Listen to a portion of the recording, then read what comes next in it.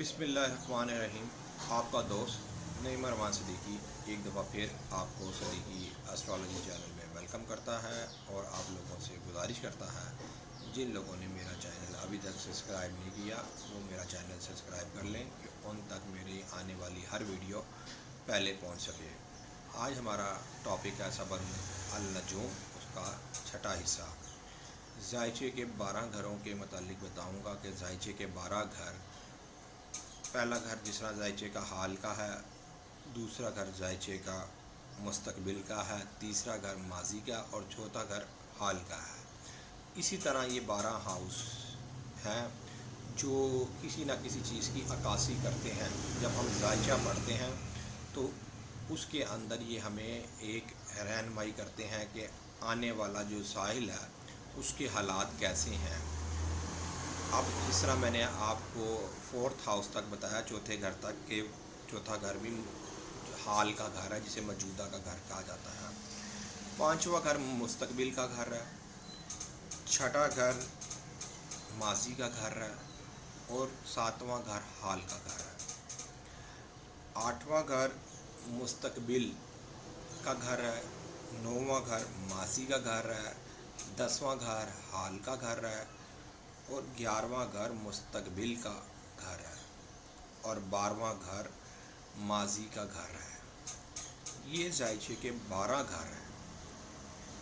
आप इसको इस तरह ले लें कि 4 घर हाल के हैं, 4 मुस्तकबिल के हैं और 4 ही माजी के घर हैं।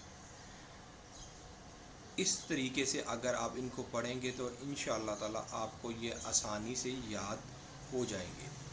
मैं उन लोगों को भी एक चीज़ बताना चाह रहा हूँ जो जिनके लिए मैं ये वीडियो अपलोड कर रहा हूँ और उन लोगों को शायद मेरे लेसन्स की कुछ समझ नहीं लग रही होगी, लेकिन मैं उनसे ये गुजारिश करूँगा सिर्फ़ आप इसको देखें, फिल वक्त समझे ना।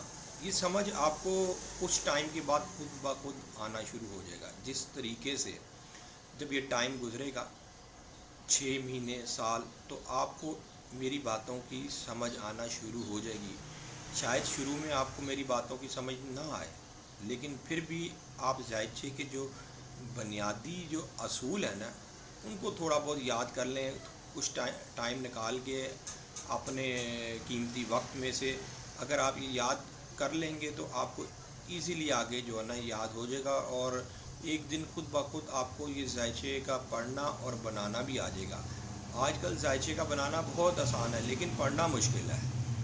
पहले हमारे जो दौर में तकरीबन कोई 20 साल पीछे अगर चले जाएं, जिस तरह मैंने सन 2000 में स्टार्ट किया था, उस वक़्त जायचे का बनाना बड़ा मुश्किल था। मतलब जायचे का बनाना इसलिए मुश्किल था कि पेंसिल कॉपी के ऊपर लेके और जायचा बनाया जाता था। आजकल तो सारा कुछ कंप्यूटराइज है। आप डेट ऑफ बर्थ डालें, प्लेस ऑफ बर्थ डालें और टाइम ऑफ बर्थ डालें तो इजीली जायचा तैयार हो जाता है। लेकिन उसको पढ़ना एक काम है। पढ़ने के वक्त उसको बहुत ही एहतियात से पूरे घरों का जायज़ा लेके, सितारों की पोजीशन लेके फिर पढ़ा जाता है। इसी तरीके से जायचे के अंदर जब हम लोग किसी की शादी का सवाल देखते हैं या इश्क मशूक़ी का सवाल देखते हैं तो ये जो इश्क मशूक़ी की जो सितारा है वो है ज़ोहरा, जिसे वीनस कहते हैं। वैसे शादी के जो मर्द के जायचे में जो सितारा होता है वो कमर और ज़ोहरा, और औरत के जायचे में शम्स और मरीख अक्कासी करता है।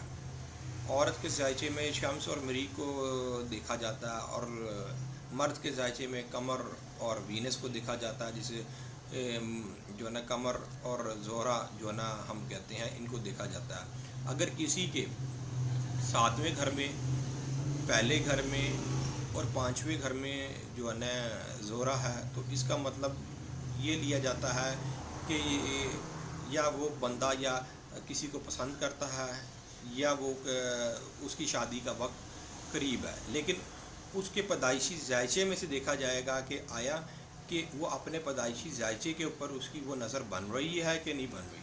अगर पैदाइशी जायचे के ऊपर नज़र नहीं बन रही तो वो वक्ती तौर पर इश्क मटाका होगा और उसके बाद वो मामला ख़त्म हो जाएगा। इसी तरह औरत का अगर जायचा लें, उसके अंदर मरीख और शम्स अगर पहले 5वें और 7वें घर में है تو وہ بھی اسی چیز کی عکاسی کرتے ہیں۔ اب اپنے دوست نعیم الرحمان صدیقی کو اجازت دیں، اللہ حافظ۔